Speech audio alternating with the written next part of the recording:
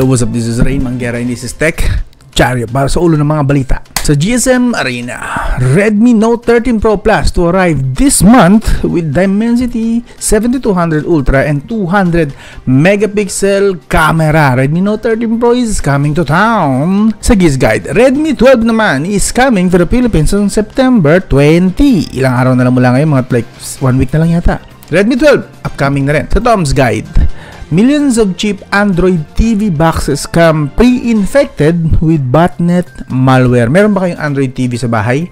Yung box? Pag-usapan natin yan. And finally, sa Noipig Geeks, Meralco is eyeing small nuclear power plants for renewable energy. Meralco, papasok na rin sa nuclear plants. Tingnan natin, pag-usapan natin kung ano yung sinasabi rito. Kung interesado ka sa mga topic na to, let's start. Sa GSM Arena, sa panulat ni Jordan, Redmi Note 13 Pro Plus to arrive this month, that means September, this month with Dimensity 7200 Ultra. 7200. Kasi yung naghari last year is 8100. 7200, mas mahina to ng konti sa 8100 at 8200 of course, but I'm sure hindi ito papakabog with 200 megapixel camera po. So, tingnan natin yung specs. Maliban sa, alam na natin na Dimensity 7200 Ultra siya. 4 nanometer po yan by MediaTek. So, tipid sa battery and efficient pero halimaw, I'm sure. 200 megapixel camera with Samsung ISOCELL sensor. Yun yung gagamitin niya na 200 megapixel. Galing sa Samsung. The Redmi Weibo account revealed that details in a series of teasers. Bragging, pinagmamayabang daw ha, about its three-way partnership with MediaTek and Samsung. So, si Xiaomi nakipag-partnership kay MediaTek and Samsung. Intriguing. Pero siyempre, ang ginagamit lang dito, tinutukoy lang dito na Samsung is yung camera lang, yung lens. To offer a new height in 200 megapixel images. The ISOCELL HP3, oh okay, so it is identical to the one used in Redmi Note 12 Pro Plus, but the new 4nm chipset will offer refined processing to improve the final output. Okay, so same ISOCELL HP3 pero more powerful na chipset. So that means mas mabilis nakuha, mas maganda yung processing, mas refined na daw. So expect natin na of course dapat improvement ito si Redmi Note 13 Pro Plus. And sana, hoping, crossing fingers, sana yung selfie camera is hindi na 1080p lang. Sana umakit naman sila sa 4K. Kahit 30 fps lang for selfie videos, di ba? Improvement lang sana. Wala lang. Sana lang. Hoping. Anyway, interesado kayo sa balitang ito, iwan ko sa video description yung mga link na to. Again, Redmi Note 13 Pro Plus, abangan natin this month. Paparating daw. Lipat tayo sa susunod na balita sa Giz Guide sa panulat ni Peter Jan PJR Ikogo. Redmi 12 is coming to the Philippines on September 20. That's 1 week from now kung mapapanood nyo to ng Wednesday. Hopefully mapapanood nyo pala to ng ngayong Wednesday. So anyway, Xiaomi earlier announced on Facebook that Redmi 12 will go official in the Philippines on September 20. So, announced na po ito sa official na ito, confirm na. Uy, ang ganda. O, tingnan nyo naman, mukha siyang, yung lente pero walang module na kagaya sa mukha siyang iPhone actually. Pero ang ganda. And alam nyo naman ako, medyo sucker ako pagdating sa, talagang mahilig ako sa mga ganito, yung mga basic and design, ang classy ng tingnan.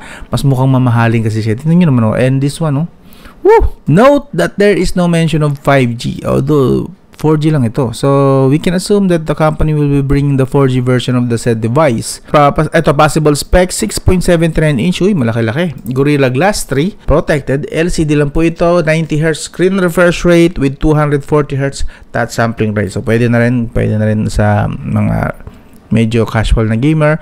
Full HD Plus, 1080p, that's good.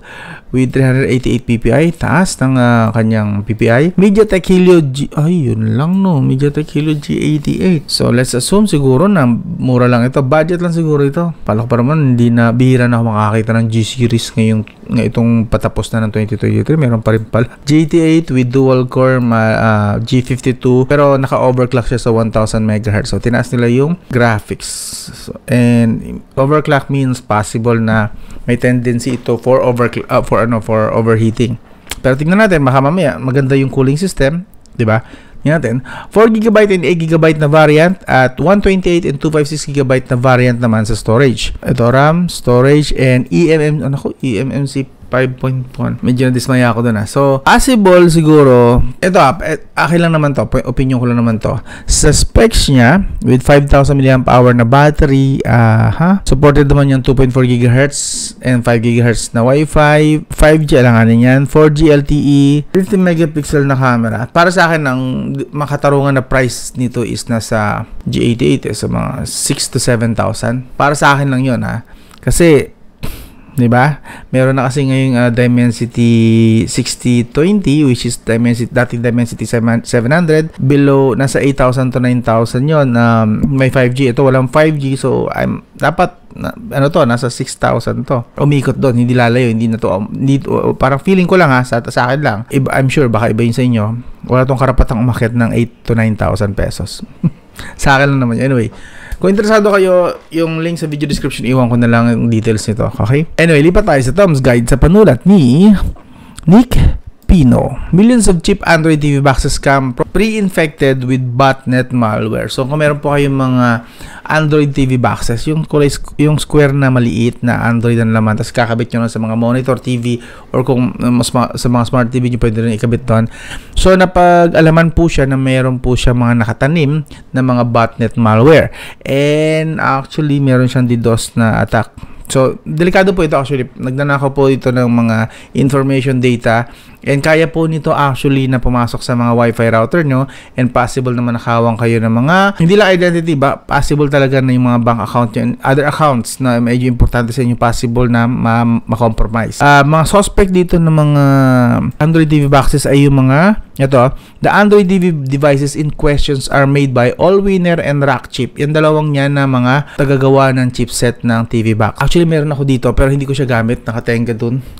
Kasi for some reason hindi ko rin naman na-enjoy yung performance. Pero kung meron ganito kayo, ang chipset ng inyong Android TV box ay Allwinner at Rockchip, medyo mag-isip-isip mo na kayo alanganin kasi may nakatanim po sa kanya na the powerful DDoS attacks.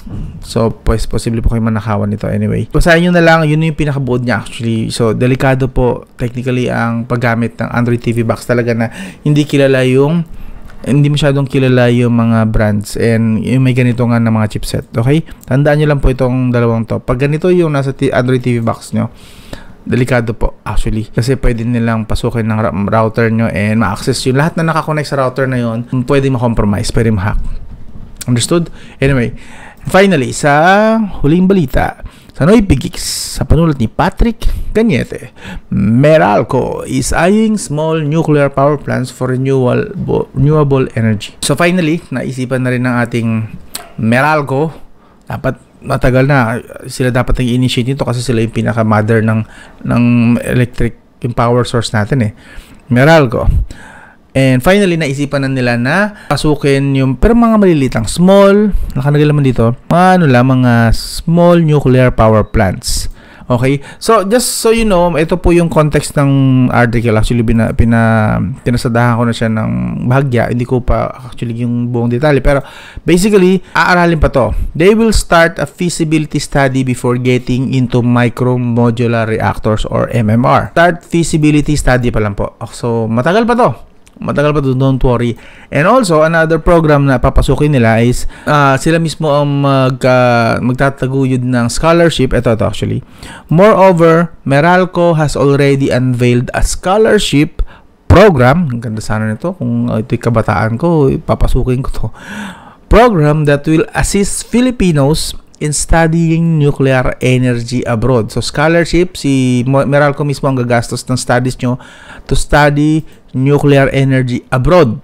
Okay? Scholarship. So, kung kayo ay mga graduating, aspiring kayo, and I think you should consider dito, try nyo mag-apply dito sa scholarship nila.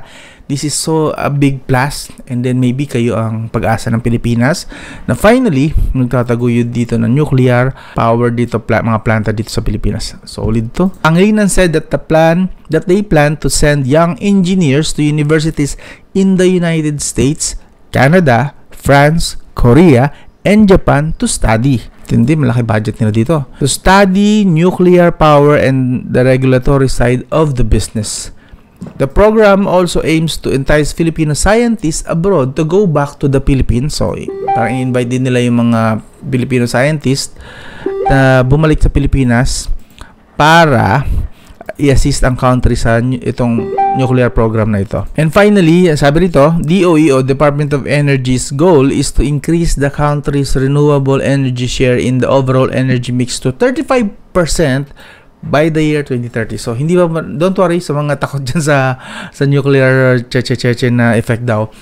Inaaral pa naman siya, pero personally, pabor ako rito just in case lang. And since aaralin naman, feasibility study naman, so hindi naman siguro to basta-basta yan. And hindi naman gobyerno ang gagawa, ang company ito ni Pangilinan. So maybe, I don't know. Ako pabor ako kasi sobrang mahal na naman na talaga ng kuryente dito na sa atin ngayon sa Pilipinas. Kumariosep. And if ito yung actually ang pinaka magiging push para, alam niyo na, pababa yung energy natin, yung konsumo ng kuryente, yung presyo ng kuryente, pabor ako. And tayo na lang yata tayo na lang nga yata sa Asia or sa buong mundo, or ilan na lang tayo, at least ilan bansa na lang tayo na wala pang nuclear energy source. So yeah, it's about time. And also sa mga praning dyan, sinabi naman dito, binanggit dito na hindi naman balak ito na ilagay agad sa mga major cities sa Pilipinas. Sa mga islands lang muna daw.